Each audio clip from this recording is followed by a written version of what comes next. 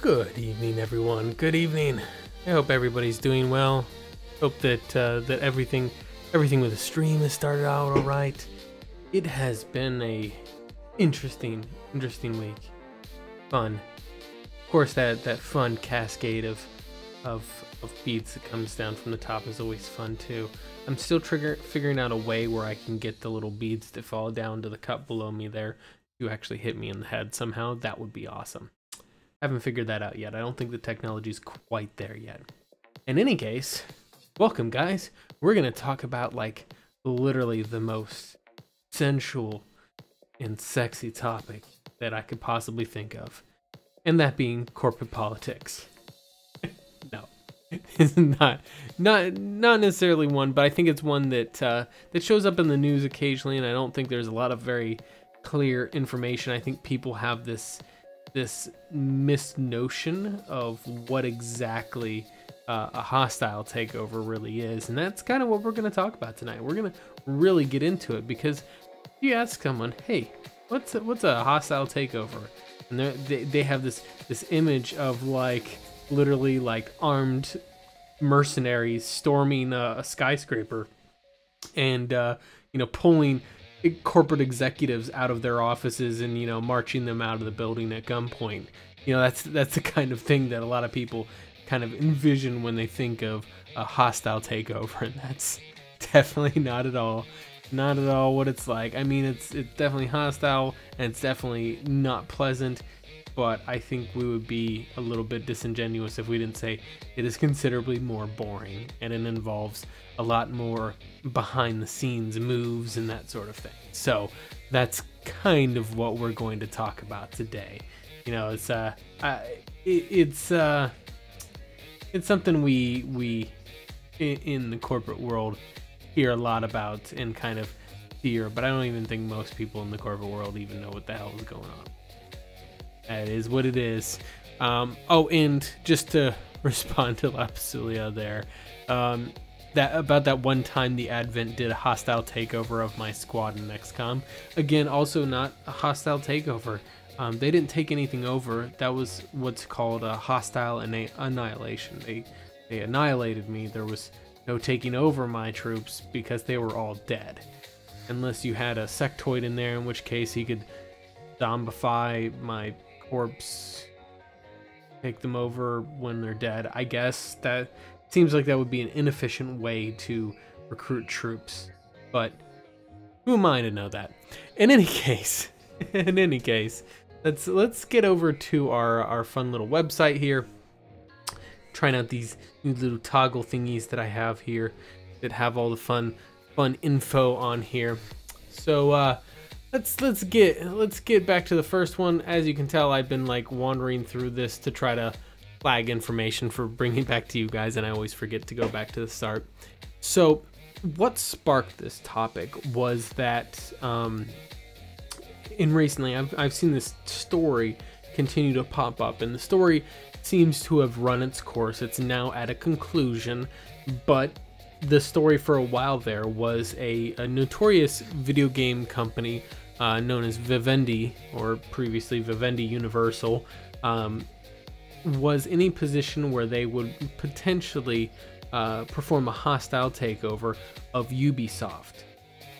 And essentially the very gist of it from the story on GameSpot here was that they had about a 27 point something % ownership of the company through the purchase of stocks, right?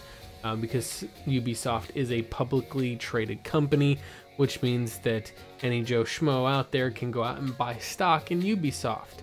And if you buy enough stock in Ubisoft, people start to get a little nervous, right?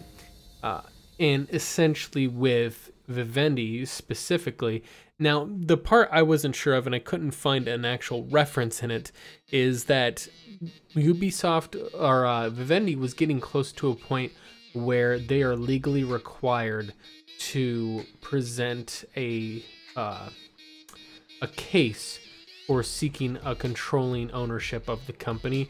I think it might be 30%, but I'm not 100% certain. But they were getting pretty damn close. Point is that now they aren't. They've come to an agreement with Ubisoft. They've sold off all of their shares to a myriad of different companies. Most particularly, the concern would be if they sold all of their shares to one company. Well, now you've just traded Vivendi for another potential party that might be seeking a hostile takeover. So you're really not in any improvement whatsoever. You're still in the same boat, just a different name on the door, right? The most concerning one was one of the companies that has bought a percentage, I believe about 5% of Ubisoft stock, is Tencent Games, which, if any of you are aware, and this may be something that we talk about another time, Tencent is a little bit of a shady company, to say the least. Like, there's been some concerns over accusations of their software and things spying on people. That's and like I said, there's accusations. I don't know if people have actually proven it or if it's just Chinese paranoia. Oh my gosh, they're a Chinese company. But I've heard some things, and that may be something we discuss at another time. In any case, that's not the topic today. The topic today is that they sold off all of their stocks to multiple different sources, which has ended concerns that they may attempt a hostile takeover at some point. But that begs the question, what exactly is a hostile takeover? And essentially the question that when most people try to think of it and they get the little armed mercenary scenario that I joked about out of their head, they try to say, well, they just buy up all the stocks and that means they own the company. Well, yes, that is kind of what it is, but a little bit more than that. So to kind of go into the actual, and this is from Investopedia, who's, good on this sort of information here. They pretty much define it, and we're going to go into the tactics used to initiate and to defend, and common tactics to initiate and defend against a hostile takeover. But a hostile takeover is the acquisition of one company, called the target company, by another company called the acquirer, that is accomplished by going directly to the company's shareholders or fighting to replace management to get the acquisition approved. A hostile takeover can be accomplished through either a tender offer or a proxy fight. The key characteristics of a hostile takeover is that the target company's management does not want the deal to go through. Sometimes a company's management will defend against a hostile takeover or hostile takeovers by using several controversial strategies, such as the poison pill, the crown jewel defense, a golden parachute, or the Pac-Man defense. Now, before we get into breaking down the hostile takeover here, which we're going to do in a moment, first let's talk about the two ways that you initiate a hostile takeover. The first is the proxy fight. A proxy fight is when a group of shareholders are persuaded to join forces and gather enough shareholder proxies to win a corporate vote. This is also referred to as a proxy battle. Used mainly in the context of takeovers, this term means the acquirer will persuade existing shareholders to vote out the company management so that the company will be easier to take over. Effectively, this is the one that's most commonly seen that you might see in like Hollywood or in a TV show that deals with corporate stuff, is that essentially the board of directors will vote out the management, the CEO or the senior vice presidents or that sort of thing out of the company, tell them, sorry, you're fired, as a means in order to make the company vulnerable for acquisition bids from one of the board of directors. An example I believe in modern television that comes to mind for me might be, actually I can't think of one at the moment, but an example of the board doing this might be the Netflix show Iron Fist, where the board of directors voted out the CEO and the chief general counsel out of the company as a means to kind of get them out of the way because they were becoming problematic to the company. That's kind of giving an example on there. And essentially the reason behind this type of thing is if The acquirer does not themselves own enough percentage stock in the company to directly overturn, to have that power to take over. They need other people. So for example, Vivendi has 27% of the company. Well, let's say that Guillermo, the CEO of the company, the Guillermo brothers, they have combined between them, they have 42% of the company. Well, obviously they have a probably more than likely the majority share in the company, so therefore they can't directly be overruled. However, if Vivendi were able to get their 27% and all the other shareholders to team up and vote the Guillermo brothers out of the company, the Guillermo brothers only have 42%. They're technically the minority of the overall company there, so they could not stop that vote. But that's one part of it. That's essentially the proxy vote in a very simple one there.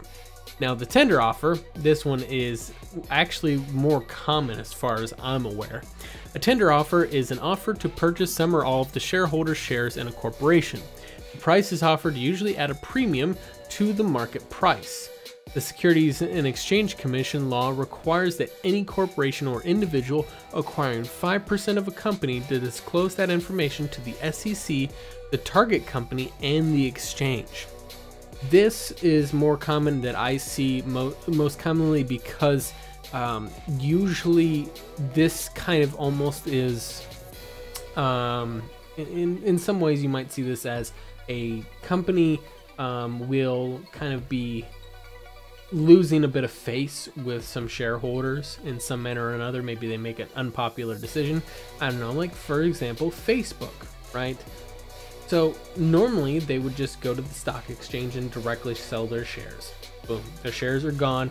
And now when they sell their shares, people don't necessarily buy those shares back. Those shares don't exist in a sense of constantly being bought or sold. So essentially what happens is that you have an acquirer company. Instead of those people directly selling their shares, an acquirer company will come up and say, how about we buy those? We'll buy them at a 5% up mark from the current stock price. So if the stock price of the company is $100, they'll say, you know what, $100 per share. They'll say, yeah, you know what, we'll buy your stocks at $105 per share. And obviously for any person who owns stock, that's instant turnaround. Even if you just bought the stocks today, you just made profit off of that, right?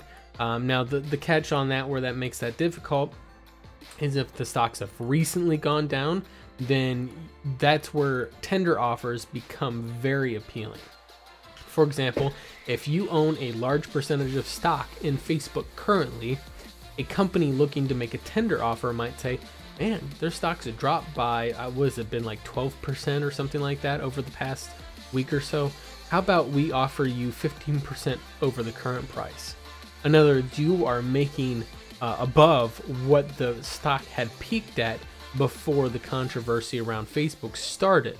So you're still making out like a bandit while everybody else is stuck in the mud with that lower price stock. That acquirer is then purchasing that from multiple people at that that higher price in order for them to quickly gain a majority shareholder. It's usually done like in a very short period of time, as in you approach multiple shareholders in a very short period of time and buy up a huge chunk of their stock, usually upwards of 30% or more, so you can initiate a vote of no confidence in the current leadership of the company, right? And that's essentially how a tender offer works. It usually happens very fast, not a lot of reaction time, because essentially once they notify the SEC and the target company that they've bought up that chunk of stock, usually the target company will start taking steps to try to prevent a hostile takeover, which is actually what Ubisoft had been doing to try to prevent Vivendi Universal from actually taking over the company. Is essentially, or does it actually give the, I believe it actually gives the history here somewhere around there.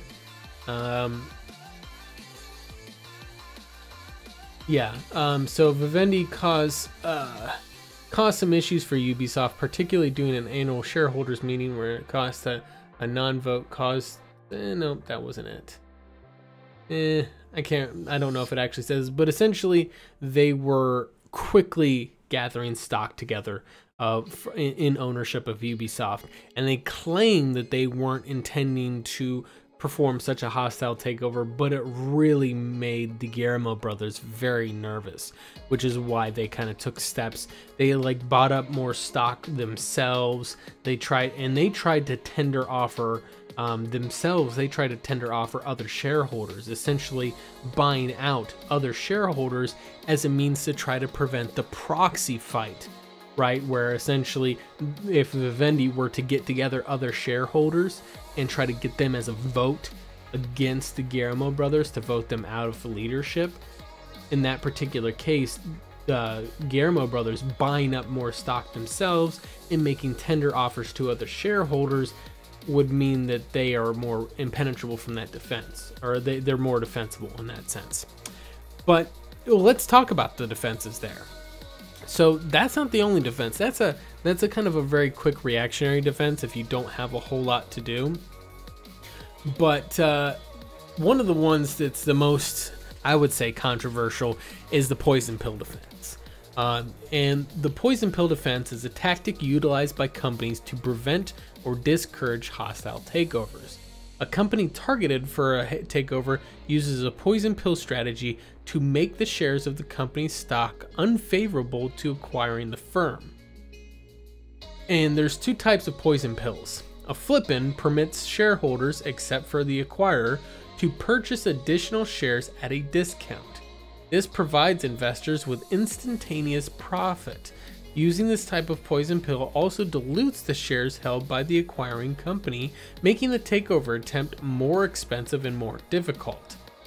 A flip over enables stockholders to purchase the acquirer's shares after the merger at a discounted rate. For example, a shareholder may gain the right to buy the stock of its acquirer in subsequent mergers at a 2-for-1 rate. Essentially, the whole point of a poison pill is to it's effectively a fuck you over. It's a scorched earth tactic. And this is the reason why it's so controversial, is because effectively you are fucking your own company in an attempt to prevent another company from taking you over. It's pretty much the move you pull if you literally have no other option available to you to prevent a hostile takeover. You more or less piss on everybody while you're on your way out the door. Sometimes that will prevent you from going out your way out the door, but most of the time it doesn't even work. It actually doesn't even stop the takeover. It just pisses everybody off and usually makes a company go bankrupt or something similar to that. The other one, and this is the one that I've seen happen a couple of times. This doesn't happen a lot, but the Pac-Man defense is a fascinating tactic of essentially when a company's trying to attempt a hostile takeover of you, you try to hostile takeover them first. I'm not fucking kidding you. The term comes from the game Pac-Man, of course, where you have to run away from the ghosts until you get the super pill, and then you can go and eat them. Right, and that's exactly what the Pac-Man defense does, is essentially you are trying to acquire funds or funding from somewhere in order to buy up a company that is looking to take over you. So in this case with Ubisoft and Vivendi, it would be along the lines of Vivendi acquiring a bunch of stock. They start increasing their stock in Ubisoft, and Ubisoft just outright goes and tries to buy Vivendi, not acquiring stock, not necessarily doing a hostile takeover, but just walks up to Vivendi and says, we'll give you $5 billion, give us your fucking company. You know, like just throws the money down on the table and whips out the dick and throws it on, slaps it on the table and says, what? This doesn't happen a lot because usually a company that's at risk of being of a hostile takeover usually is the smaller company. Not much smaller. See, a hostile takeover usually doesn't happen in the case of a super small company being the target and the super big company being the acquirer. The reason why is because in that case usually just a buyout happens. Like a super small company just gets straight up bought by the acquirer.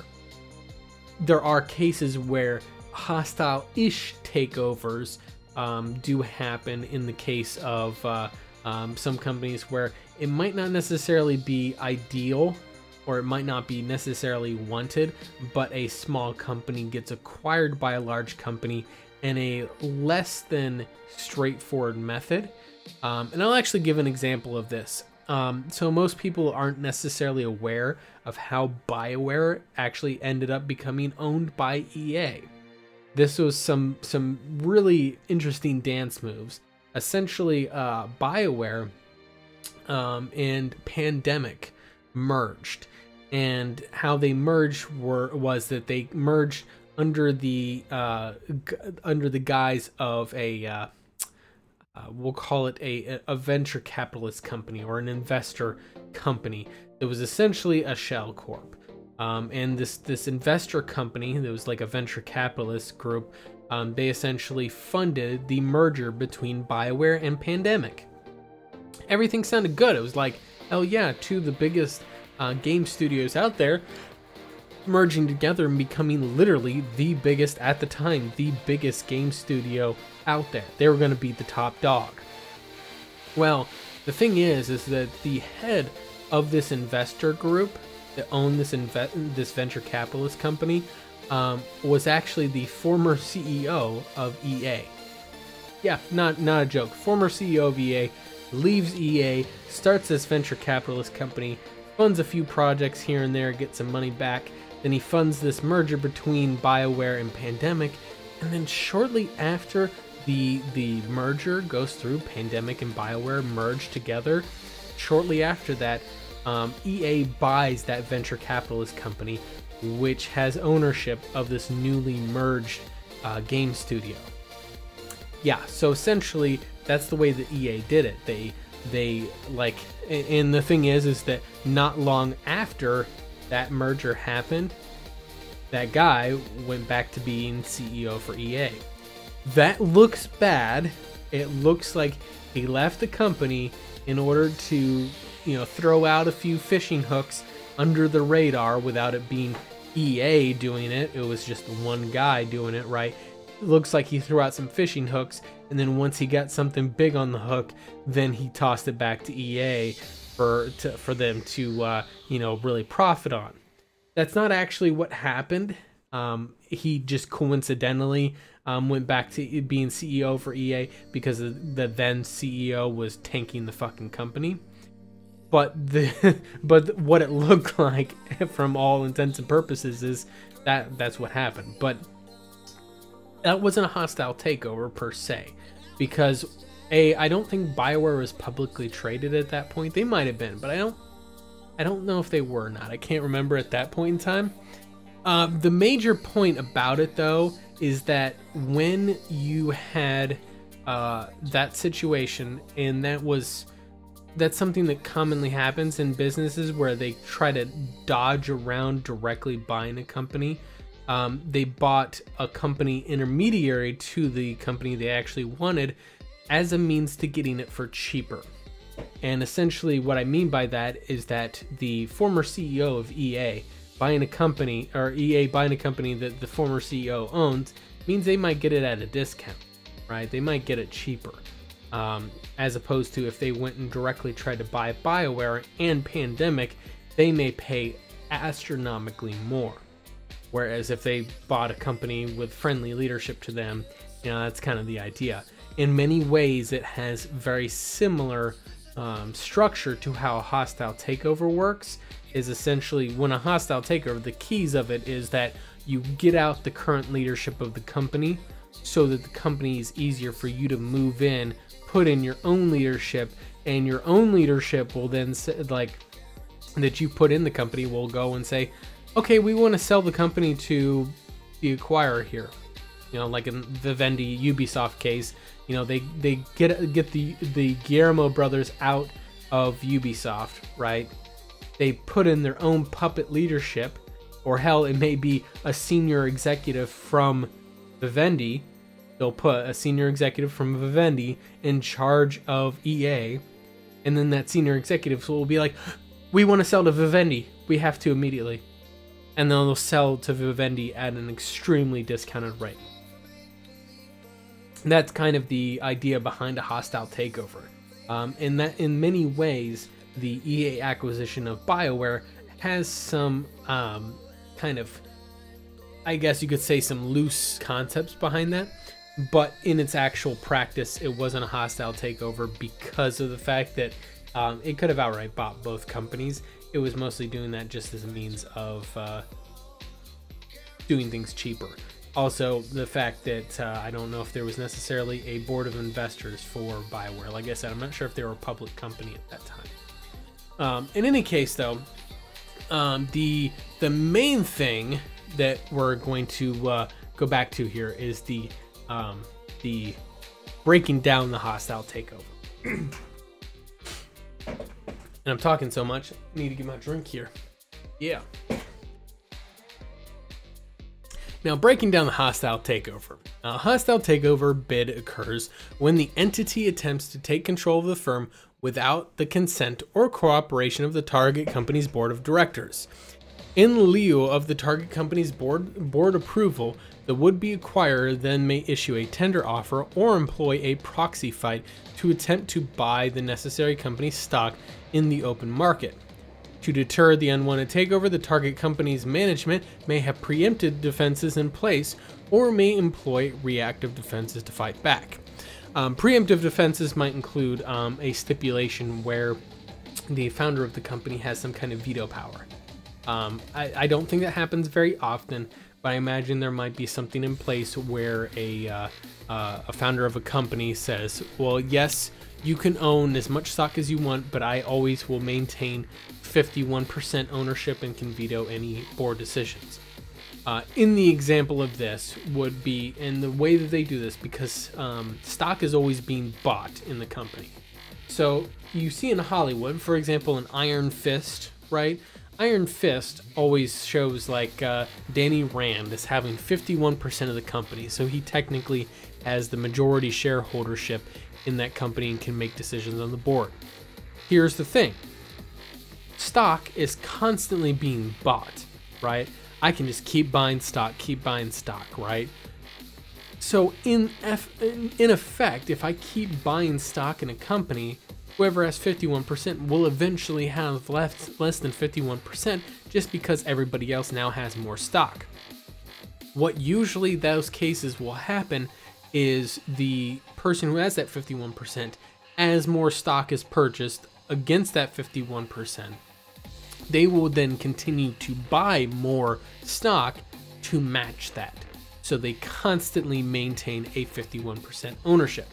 That's kind of the general idea of it, is they are also constantly buying stock in the company, just the same as other people are. And they will do it at a matched rate, so they constantly maintain that. That can get expensive, especially if your company isn't doing so well and you're just trying to prevent them from being bought out. So that's not necessarily always the smartest sense, but you know, that's generally the idea behind it.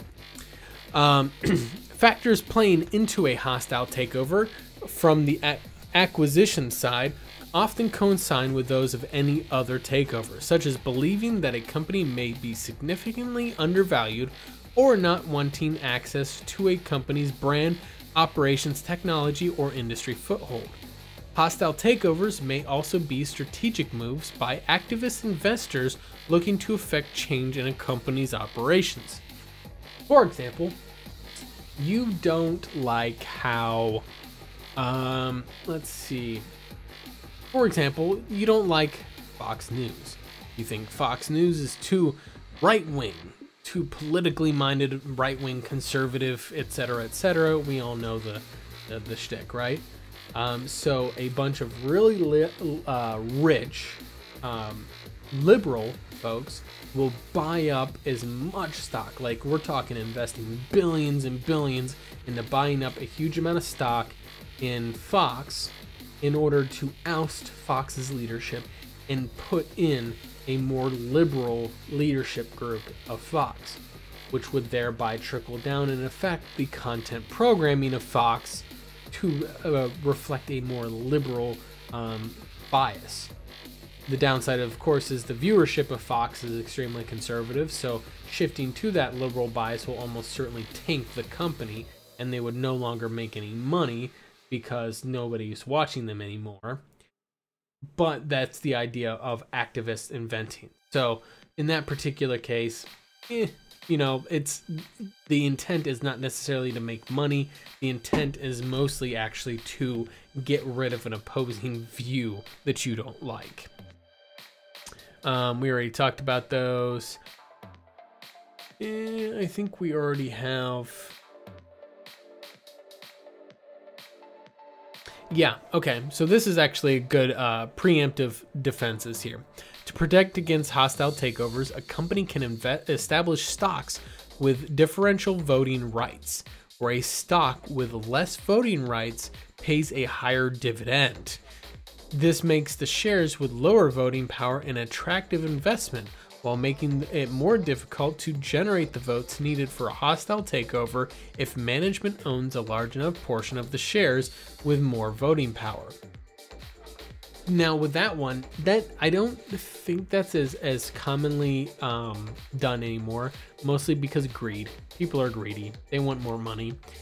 So more or less saying, hey, we want to own majority of the company and we're actually not going to get the most money out of it, isn't really attractive to a lot of people.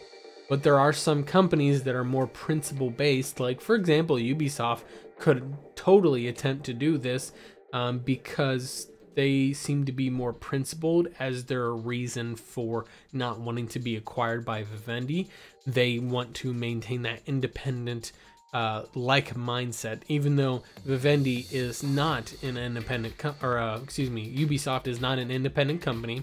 They are a AAA publisher, but they try to pretend like they're independent, and so they kind of try to maintain that independent mindset. And being owned by an even larger company, well, I don't even think Vivendi's that much larger, but being owned by another company kind of negates that whole concept. So that makes sense. Another defense is to establish an employee stock ownership program, which is a tax qualified plan in which employees own substantial interest in the company. Employees may be more likely to vote with management, which is why this can be a successful defense. In a crown jewel defense, a provision of the company's bylaws require the sale of the most valuable assets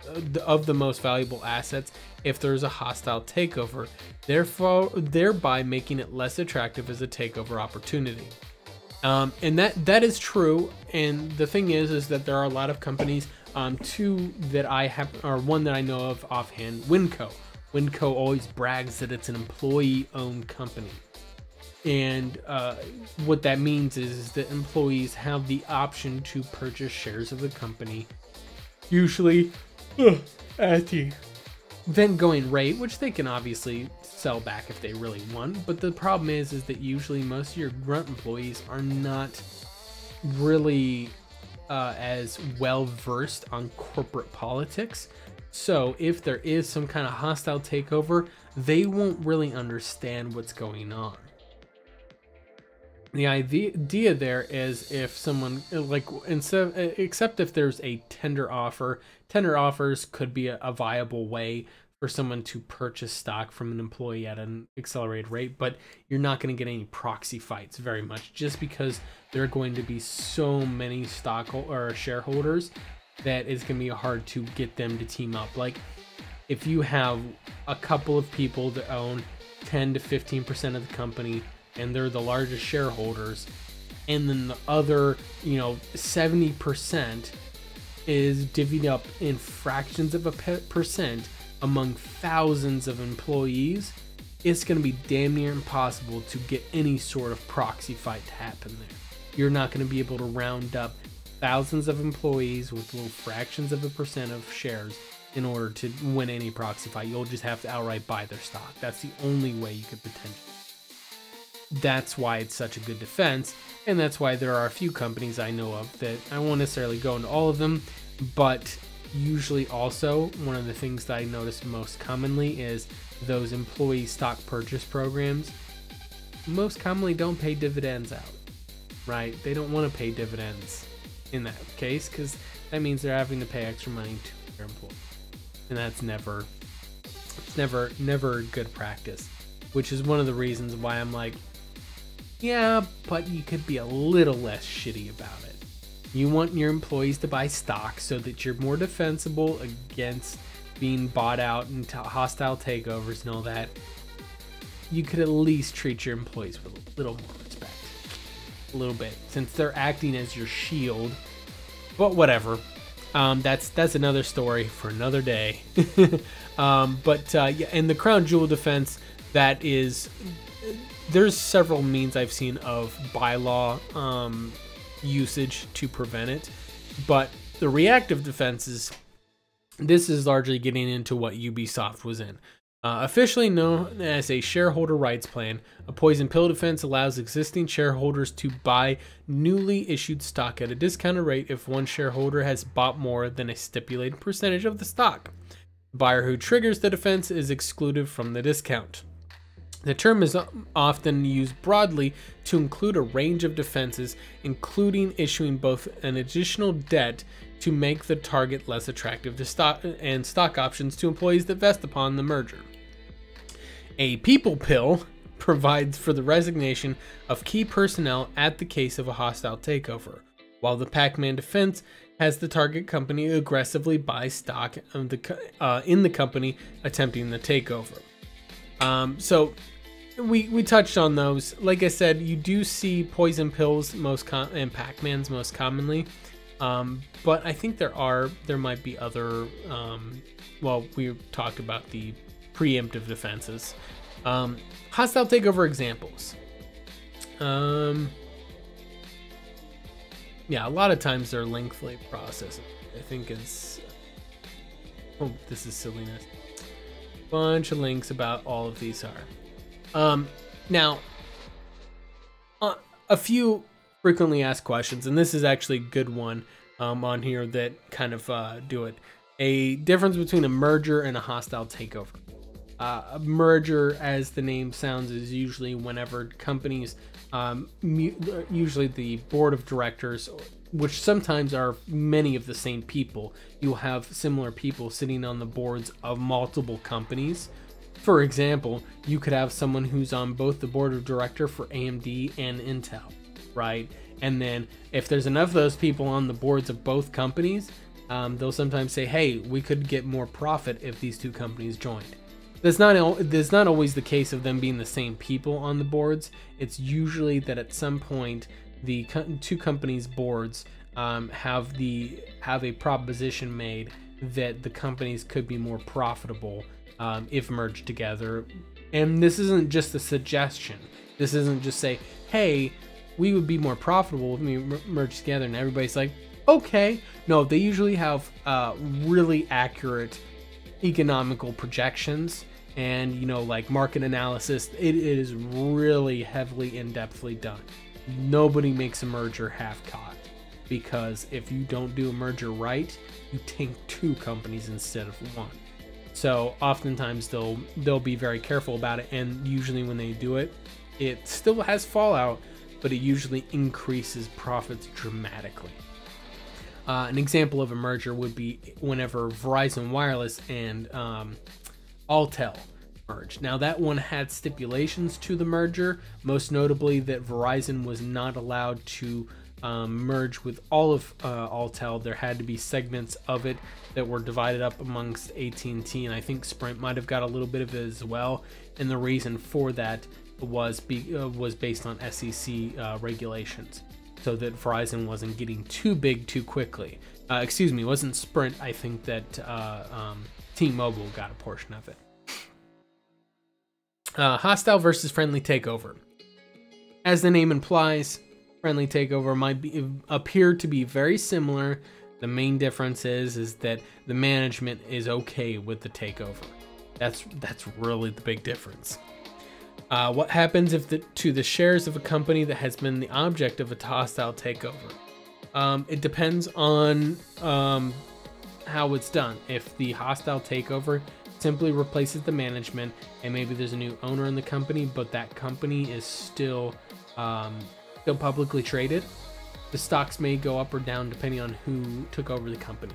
If a rather shady and company with a really poor track record in businesses takes over the company, then the stock price may tank and you may end up, sitting on a pole with no place to go, and you have to sell your stock at a significant loss.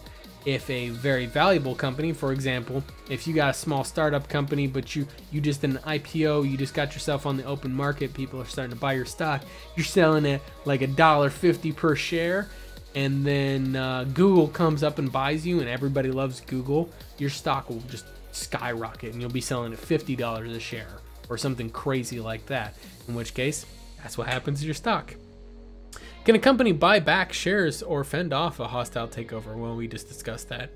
And then that's merger or takeover. So that's largely what a hostile takeover is. Now, the part on there, which I couldn't find exactly what it was that what the byline is for requiring the legal requirement for pursuing and controlling an interest in the company, but Vivendi's 27.3% stake in the company meant it was approaching a threshold where it would be legally required to pursue a controlling interest in the company. I think it's 30%. I think that's what it is. It might be 33, some nonsense like that. But I think that's about the time on there. And the reason for that is to avoid, I honestly think it's more of a transparency thing of why does this company have controlling interest, but they haven't pursued controlling interest in the company. It's just mostly for transparency's sake. Now, Vivendi in the past had caused some issues for Ubisoft, particularly during an annual shareholder meeting where its no vote caused a certain measure not to pass. While Guillermo and company made moves to preserve the company's independence, which he argued was essential to success, during all of this, Vivendi took control of the French mobile game company Gameloft, which, like Ubisoft, was led by the Guillermo family. It's no secret that Ubisoft wanted Vivendi out of the picture. Guillermo argued that Vivendi threatened Ubisoft's ability to innovate and be agile, a convincing argument given how successful the publisher has been in recent years. With Vivendi out of the way, one hurdle is out of the way for the company. So let's be honest, Ubisoft has not been the most agile. In fact, they have some really backwards ass ideas like all PC gamers are hackers. Right? Yes, that's the company we're talking about here. The one who for a long time did not want to offer anything to PCs, the PC platform as a whole, because they thought they were all, hackers.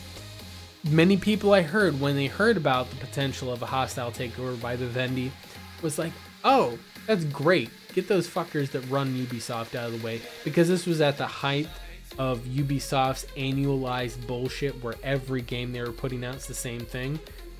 Let's be honest, I don't think that's really changed very much. I say that's hyperbole. They do have a certain niche of their open world nothing games that I don't know how much that's changed, but Ghost Recon Wildlands, Far Cry 4, and several other games, like your Assassin's Creed games, were all these just kind of open world games that had very, very similar features to it. And you kind of play them all and you're like, yeah, but is it a different game? I think they've started to get away from that, because Assassin's Creed Origins felt like it was a much better game. I haven't played Far Cry 5, but I'm hearing some people say some good stuff about it. I can't really say one way or another. I haven't heard enough about it to say that it was better or worse. But regardless, I wouldn't say have been a history of being particularly innovative, if you know what I mean. They were actually kind of infamous for being not that innovative. In any case, though, while that is being the case, that being said, Vivendi I don't think is much better. Vivendi has a history of over monetizing the shit out of stuff and running properties into the ground to the point where they are no longer attractive to anybody. So that's kind of are you really getting an improvement by having another company buy out Ubisoft? I don't know. Ubisoft seems to be trying to, since they started to get this threat, that seems to have really motivated them to make improvements on their development practices and get to a better place. Like I said, I'm a big fan of Rainbow Six Siege. I think that game has done very well for itself. I thought that For Honor was conceptually flawed from the start. It was a great game in theory, but it had serious design choices that really broke it right out of the gate, and it never recovered from that. It's the way it is. If you don't get off on the right foot, then chances are you're not going to go very far unless you really get lucky, like Rainbow Six Siege. Wildlands is absolute garbage. As a game, it is the most boring piece of shit I've ever played. But I still play it on occasion because you literally just wander around and fuck with shit. It's just a Just Cause 3 or GTA 5 for me. I don't actually play those games to play them as games. I play them more as less to turn off my brain and wander around blowing shit. Because that's all that's really fun in this. That's not a good thing. But yeah, so in any case, that's kind of my discussions and stuff on a hostile takeover. Obviously, for any of you guys that are bored to death, having a bad time, here just for you, let's put on some bunnies. Bunnies make everything better. You guys can have some fun enjoying cute bunny pictures. That will make everything feel better, I promise. Just enjoy it. Enjoy it. It's the greatest feeling in the world. In any case, if you are just seeing this for the first time, obviously I do live stream these every Wednesday. I do a consumer advocacy and education stream here every Wednesday night at 7 p.m. Pacific, where I discuss topics that you might hear a lot, but you don't really always what is going on. And the whole purpose is to cut through the nonsense of whenever people talk about shit and you hear news stories get told, but you don't really understand what's going on. That's why I'm here. I'm here to make sure you know what's being said so that whenever you hear the news, you can say, well, hey, that's kind of bullshit. In any case, obviously, depending on what platform you're watching, because I do stream this, I simulcast this, or I cast this on Mixer, YouTube, and Twitch. Depending on what platform you're on, down below or off to the side or wherever, you'll find links for the other places. You'll also find links for my Discord server, where you can join up there and chat with me and all of the rest of the Pixel Crashers about random things, and then also laugh as they incessantly play Overwatch all the time. I don't know why. Anyway, and then there's also links to my Twitter, which I infrequently go on rants about random topics that I encounter, usually on Twitter. I'm not gonna lie, sometimes I feel myself slipping into the Trump mentality of Twitter is more important to argue with in real life. It's really bad. Anyway, we're gonna get signed off here for the night, guys.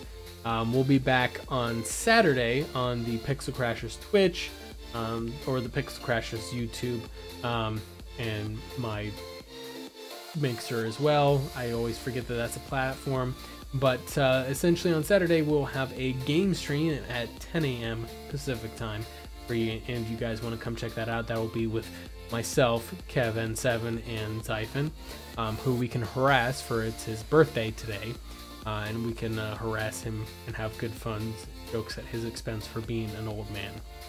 In any case, guys, I'm gonna get out of here for the night. You guys have a good one. We'll see you Saturday.